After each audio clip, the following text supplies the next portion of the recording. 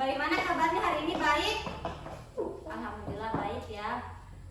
Nah, sebelum kita melakukan proses belajar mengajar, terlebih dahulu mari kita berdoa. Satu orang laki-laki pimpin doa ya. Oke, kamu.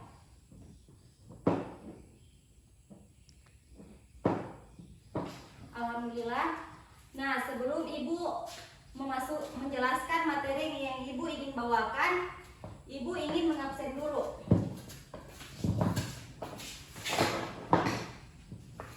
Bagaimana, ada yang tidak hadir hari ini? Alhamdulillah hadir semua ya.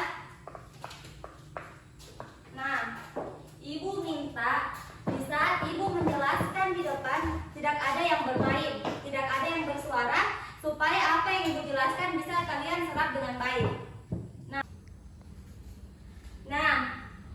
Hari ini kita masuk ke bab flora dan fauna Indonesia dan dunia. Nah, sebelum kita masuk ke materi inti yang ingin kita bahas hari ini, Ibu mau tanya dulu, apa sih flora dan fauna itu? Ada yang bisa menjelaskan? Nah, Ibu lupa ya, dalam mata pelajarannya Ibu, siswa-siswa yang aktif berbicara akan mendapatkan nilai tersendiri. Nah, lanjut. Ada yang tahu?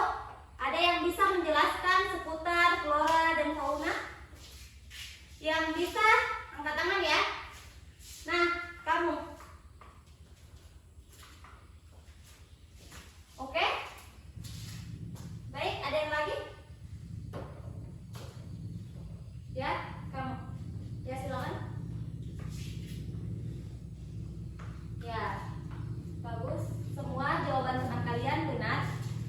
Dan Ibu ingin sedikit menjelaskan apa sih flora dan fauna itu. Nah, kita ketahui flora itu adalah tumbuhan, sedangkan fauna itu adalah hewan.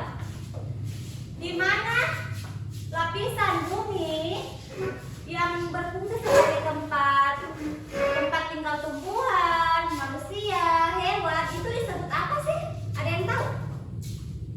Nah, betul, biosfer. Nah, di mana biosfer ini melapisi lapisan 3 lapisan? Ada yang tahu lapisan apa semua? Nah, betul. Yang pertama itu lapisan litosfer. Yang kedua adalah lapisan apa? Hidrosfer. Oke, baik. Nah, yang ketiga adalah yang terakhir apa? Dan tahu? Atmosfer. Oke, betul. Betul ya. Nah, selain biosfer melapisi ketiga lapisan ini, biosfer juga terbagi menjadi 3 bagian lingkungan, yaitu apa semua? Ya, betul. Air asin, air tawar, daratan. Nah, di mana air asin ini kan seperti lautan, kan? Sedangkan air tawar itu seperti sungai, danau, dan kolam. Nah, sedangkan daratan adalah apa? Ya, tanah dan udara yang bersentuhan dengan tanah itu adalah daratan. Nah, kita ketahui kan bahwa flora dan fauna di muka bumi ini telah tersebar luas. Nah, di mana keanekaragaman flora dan fauna itu persebarannya itu tidak akan lepas dari wilayah itu sendiri.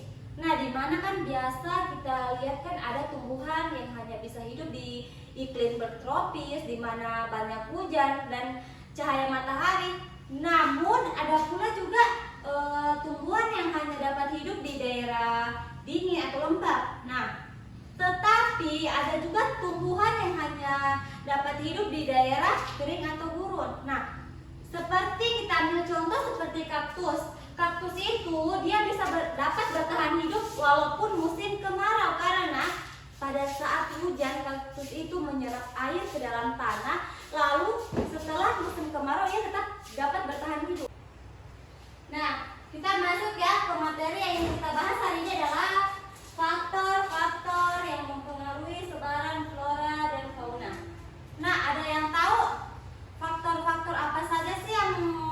yang mempengaruhi sebaran flora dan fauna? Ya, oke. Yang pertama itu adalah faktor klimatik. Yang kedua adalah faktor edafik. Yang ketiga adalah faktor fisiografis. Dan yang keempat adalah faktor biotik. Nah, ada yang tahu faktor klimatik itu? Nah, faktor klimatik itu atau faktor iklim, di mana iklim itu merupakan salah satu dominasi yang mempengaruhi persebaran flora dan fauna. Nah,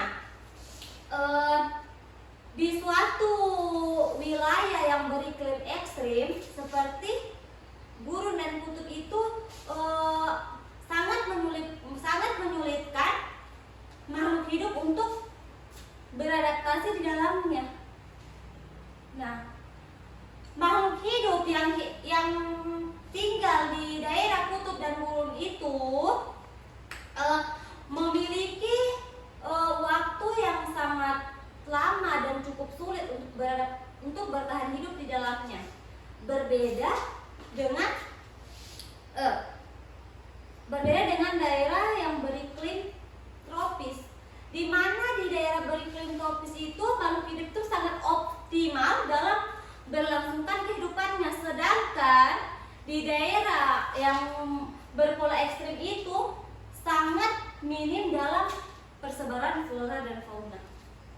Nah, yang kedua adalah faktor edafik. Ada yang tahu faktor edafik itu seperti apa? Nah, faktor edafik itu adalah faktor tanah, di mana tanah itu memberikan peran penting bagi tumbuhan dan hewan. Nah,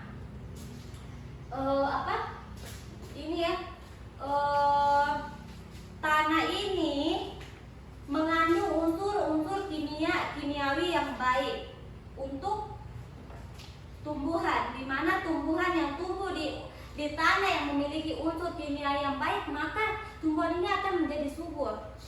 Nah, kaitannya apa sih? Apa kaitannya dengan hewan? Hewan itu akan bisa melangsungkan hidupnya dari tumbuhan. Dengan tumbuhan, hewan bisa mengonsumsi, bisa melangsungkan hidupnya. Karena hewan itu kan makanannya kan adalah tumbuhan, rumput, apa semua kan itu. Nah, dan seperti bisa kita ambil contoh pada sapi. Sapi kan makannya rumput. Rumput itu bisa tumbuh lebat karena adanya tanah yang subur. Nah, itu. Dan selain hewan, manusia juga itu sangat berperan dalam faktor edafik ini. Kenapa? Manusia itu contohnya seperti tomat. Tomat itu adalah makanan sehari-hari manusia, di mana dengan adanya tanah yang baik, tanah yang subur, maka tomat itu ditanam dengan tanah itu, maka tomat akan bisa tumbuh subur. Lalu manusia bisa mengonsumsi tomat tersebut. Nah, kalau hewan itu kotoran hewan juga kan kotoran hewan itu dapat menyuburkan tanah kan itu.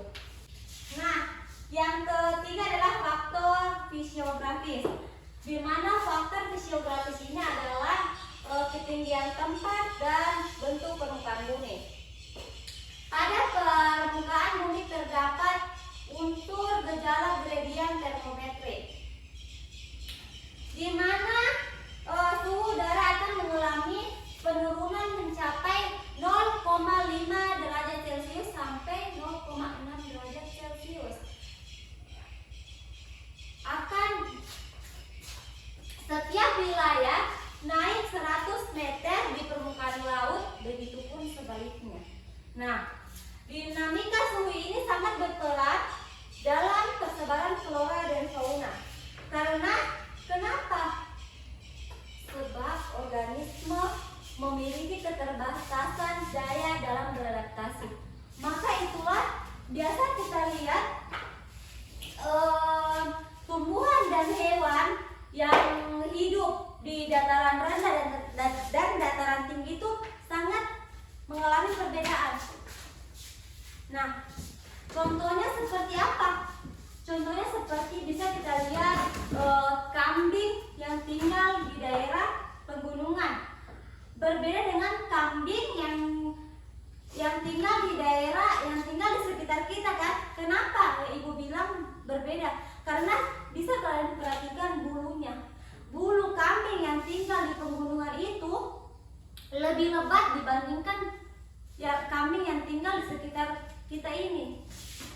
Nah, karena suhu kambing yang tinggal di daerah pegunungan itu lebih sejuk, lebih dingin dibandingkan dengan yang tinggal di daerah daratan. Nah, dapat kita lihat juga seperti pohon teh. Pohon teh itu kan tidak dapat kita jumpai di daerah tepi pantai. Pohon teh itu hanya dapat hidup di daerah pegunungan. Nah, contoh juga kan seperti pohon kelapa. Pohon kelapa yang hidup di daerah tepi pantai itu lebih baik dibandingkan kelapa yang di dataran tinggi. Nah, itu. Nah, yang terakhir adalah faktor biotik. Ya, faktor biotik. Nah, di mana faktor biotik ini memiliki 3 unsur komponen, yaitu manusia, hewan, dan tumbuhan. Nah, dalam ketiga unsur komponen ini memiliki peran tersendiri dalam persebaran flora dan fauna. Yang pertama adalah peran manusia. Apa sih peran manusia dalam persebaran flora dan fauna itu ya? Nah, kita ketahui bahwa manusia itu sangat berperan penting dalam menentukan kehidupan hewan dan tumbuhan. Kenapa? Contohnya dapat kita lihat pada hewan langka yang sulit kita temui pada saat ini, kan? Semuanya itu berawal dari ulah tangan manusia, di mana manusia itu melakukan penebangan liar untuk memperluas lahan pertanian mereka. Mereka melakukan maraknya pembalakan liar, bobot hutan. Itu semua akan menyebabkan punahnya hewan-hewan yang ada di dalam hutan itu. Nah, seperti kita lihat pada contoh di Kalimantan, kan? Di Kalimantan itu banyaknya orang hutan, kan? Tapi sekarang di sana itu hewan orang hutan itu telah punah. Kenapa? Karena akibat tangan manusia itu. Nah, apa sih dan hal apa yang dilakukan pemerintah dalam menangani hal tersebut? Pemerintah melakukan yang namanya hutan lindung, suaka marga satwa. Itu adalah bentuk kepedulian manusia terhadap suatu alam dan flora dan fauna yang telah terbiasakan. Nah, yang kedua itu adalah peran hewan. Peran hewan dalam faktor biotik itu dapat kita lihat pada hewan penyerbuk. Contohnya kupu-kupu. Kupu-kupu itu menyerbuk sari madu yang ada di bunga, lalu dia membawa terbang, dan kemudian sari itu jatuh ke bunga lain. Maka itu adalah dinamakan penyerbukan silang. Nah, sedangkan peran manusia itu seperti peran tumbuhan itu seperti yang ibu jelaskan yang pertama tadi, di mana tumbuhan itu memiliki peran penting pada manusia dan hewan, kan? Hewan itu melakukan hidupnya dengan memakan tumbuhan, sedangkan manusia juga dapat melakukan hidupnya itu dengan tumbuhan, seperti kebutuhan sehari-hari kan seperti sayur-sayuran, itu kan adalah kebutuhan manusia. Nah, itulah peran tumbuhan bagi dalam faktor biotik. Oke, Ibu rasa sudah cukup penjelasan yang Ibu bawakan tadi. Mudah-mudahan apa yang Ibu jelaskan tadi bisa masuk ke otak kalian, bisa kalian serap dengan baik. Dan alhamdulillah juga selama Ibu menjelaskan di depan, kalian tidak akan ribut ya. Terima kasih. Oke, Ibu harap minggu depan tetap seperti ini, tidak ada yang ribut, tertib dalam menerima pelajaran. Oke?